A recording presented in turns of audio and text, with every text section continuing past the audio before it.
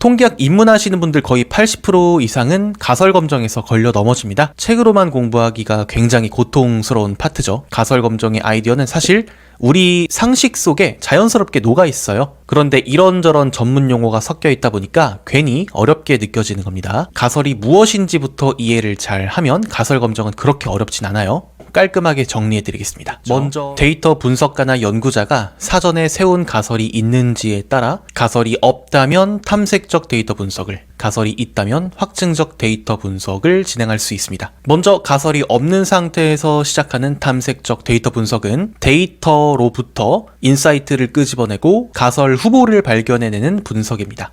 이 분석에서는 여러 변수들 간의 관계를 파악하거나 패턴을 발견하기 위해서 시각화 기법들이 많이 사용됩니다. 영어로 Exploratory Data Analysis, EDA라고도 부르고요. 가설이 없는 상태에서 출발하기 때문에 데이터를 다양한 방식으로 탐색하는데 이 과정에서 시각화 기법, 관계 분석과 같은 다양한 분석 방법론들이 동원됩니다. 결과적으로 맨눈으로는 볼 수 없었던 데이터의 패턴이나 경향성, 변수들 간의 관계를 발견하게 되고요. 이 과정에서 데이터 뒷면에 숨어있는 인사이트라든지 가설 후보들을 물색하게 됩니다. 데이터가 주어졌을 때 향후 어떤 식으로 데이터 분석을 더 속행할 수 있을지 방향성을 정하는 분석이라고 봐도 되겠습니다. 다음으로 가설이 있는 상태에서 출발하는 분석은 확증적 데이터 분석입니다. 이 분석은 CDA라고도 하는데요. 가설이 타당한지 아닌지 여부를 검증하는 단계라고 보시면 됩니다. 그와 관련된 여러 가지 실험 데이터를 수집하고요. 그 데이터를 분석해서 가설이 최종적으로 옳게 세워진 건지 혹은 이 가설이 틀린 가설이었는지를 판단하게 됩니다. 확증적 데이터 분석의 종류로는 가설 검정, 비교 분석, 재현성 평가 등등 다양한 방법들이 있지만 우리 채널에서는 통계적 가설 검정을 주로 다뤄보도록 하겠습니다. 통계학 입문하시는 분들 거의 80% 이상은 가설 검정에서 걸려 넘어집니다. 책으로만 공부하기가 굉장히 고통스러운 파트죠. 가설 검정의 아이디어는 사실 우리 상식 속에 자연스럽게 녹아 있어요. 그런데 이런저런 전문 용어가 섞여 있다 보니까 괜히 어렵게 느껴지는 겁니다. 가설이 무엇인지부터 이해를 잘 하면 가설 검정은 그렇게 어렵진 않아요. 깔끔하게 정리해 드리겠습니다. 먼저 가설은 모집단에 대한 주장이나 예측입니다. 모집단은 내가 최종적으로 추정해내고 싶은 대상이죠. 거짓가의 말씀설자를 쓰는데요. 일반적으로 아직까지 알려지지 않은 사태에 대한 추측성 진술 같은 거죠. 쉬운 말로 하자면 진짜든 아니든 아마 그럴 거야 라고 하면서 일단은 우기고 보는 주장이라고 보면 돼요. 다만 통계학에서는 우리나라 성인 남성 평균 키는 170이다 혹은 뮤의 값은 뭐뭐일 거다 라는 식으로 조금 더 수학적이고 정량적인 표현으로 바꿔서 쓰죠. 가설은 주장입니다. 때문에 분석가 개인이 자라온 환경이나 취향, 배경 지식에 따라서 빚어진 편견, 주관 같은 것도 섞여 있다는 뜻이겠죠. 그러니까 단순히 나의 주장이 우기는 데서 끝나는 게 아니라 실제 현실과 들어맞는지 안 들어맞는지를 확인해 볼 필요가 있는데 이 과정을 검정이라고 합니다. 검사할 검에 정할 정. 우리나라 성인 남성 평균 키가 170이라고 주장했지. 자, 이제 그 말이 맞는지 아닌지를 보자라는 게 결국 가설 검정입니다. 주장을 팩트 체크하는 과정이죠. 우리나라 남성 키의 평균은 170이다 라는 가설이 있다고 칠게요. 그리고 성인 남성 100명을 랜덤하게 조사해서 키 표본 데이터를 구하고요. 그림과 같은 정보가 나왔다고 쳐볼게요. 데이터는 자연스럽게 좌우대칭 종 모양이 나올 거고요. 표본 평균은 170으로 계산이 되었습니다. 가설에서는 성인 남성 전체의 평균 키가 170이라고 했는데 지금 나온 표본 자료도 평균 키가 170으로 되어 있죠. 그렇다면 내 가설은 충분히 맞는 주장이라고 볼 수 있습니다. 가설과 실제 데이터가 일치하기 때문이죠. 근데 만약 표본 자료의 평균 키가 190cm 같은 값이었다면 명백하게 내 가설은 틀린 주장이라고 볼 수 있습니다. 가설의 내용과 데이터가 보여주는 현실이 너무 다르죠? 이렇게 표본 자료 평균 키가 170이거나 190이면 가설이 옳은지 그른지를 깔끔하게 결판 지을 수 있는데요. 문제는 이런 상황이죠.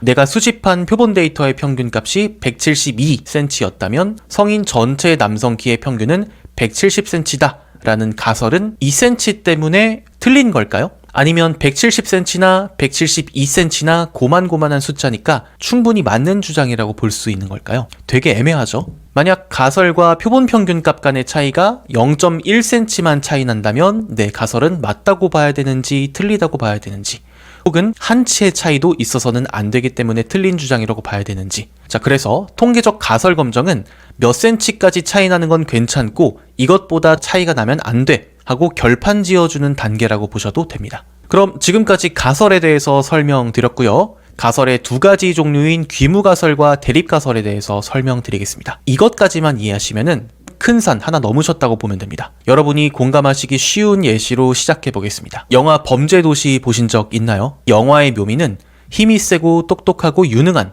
형사 주인공인 마동석이죠. 우리 일상에서는 찾아볼 수 없는 새롭고 탁월한 인물입니다. 영화 감독 입장에서는 자기가 아끼는 이 주인공의 가치와 매력을 영화를 통해서 효과적으로 전달하고 싶겠죠. 그런데 마동석은 대단한 인물이야 라고 말로만 떠든다면 이 메시지가 설득력이 생길까요? 대단한 인물이란 걸 말로만 하지 말고 실제 행동과 액션을 통해서 증명해내야겠죠. 그래서 영화적인 장치로 악당을 만듭니다. 바로 유명한 악역 장첸이죠. 장첸은 영화 초반부터 모든 라이벌들을 압도해버리면서 영화의 분위기를 무겁게 휘어잡습니다. 관객들은 장첸을 보면서 이 영화는 배경 자체가 장첸의 무리가 지배하는 어둡고 절망적인 질서가 디폴트구나, 그게 기본이구나 하고 자기도 모르게 받아들이면서 시작하죠. 자, 그리고 드디어 마동석이 등장해서 영화 러닝타임 2시간 내내 장첸의 무리들과 대결을 펼치고 마침내 체포를 하면서 영화는 끝이 납니다. 관객들은 어느새 설득당하죠.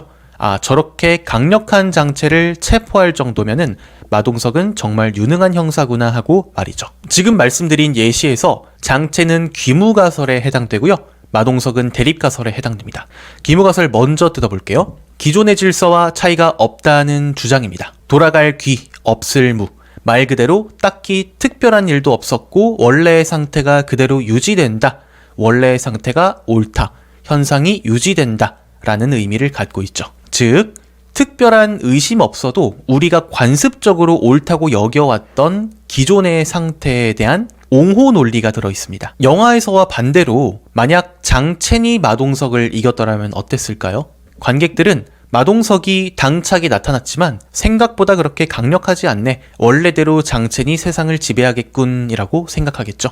원래의 질서와 그닥 다를 바가 없구나. 반대로 마동석은 대립가설입니다. 기존의 질서와 차이가 있다는 주장을 담고 있는 가설이고요. 즉, 기존의 질서에 반대하고 기존의 질서를 공격하는 논리가 이루어지겠죠.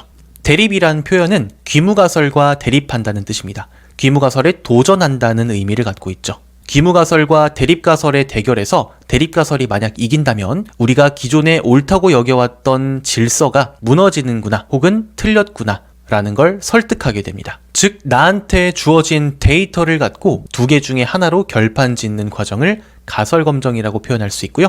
마동석과 장첸의 대결 말고도 다양한 예시를 들어볼 수 있습니다. 귀무가설은 이갑과 저갑 간에 차이가 없다. 즉, 수학으로 표기하면 같다 표시로 표현할 수 있고요. 대립가설은 기존의 질서가 변화가 있다. 즉, 이 값과 저 값은 다르다라는 식으로 표현됩니다. 귀무가설은 차이가 없음, 상관없음을 뜻하고요. 대립가설은 차이가 있음, 상관이 있음을 뜻합니다.